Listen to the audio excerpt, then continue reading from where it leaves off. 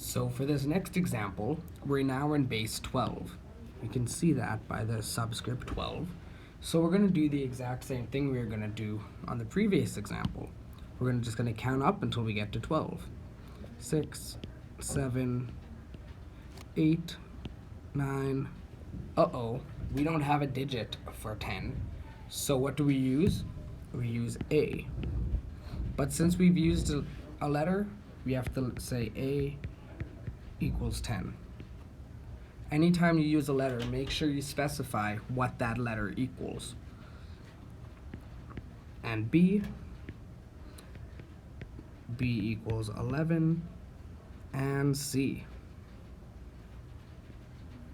equals 12.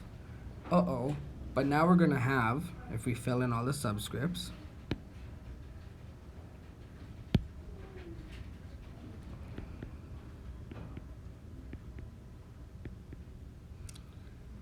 so it's going to equal 6 base 12, 7 base 12, 8 base 12, 9 base 12, A base 12, which is 10 base 12, B base 12, which is 11 base 12.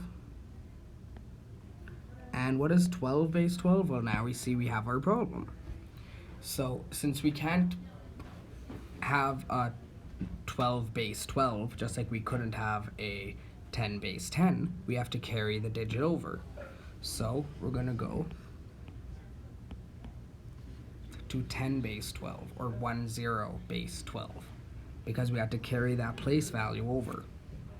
So our next digit would be 11, or 11 base 12, and we will continue this way, going up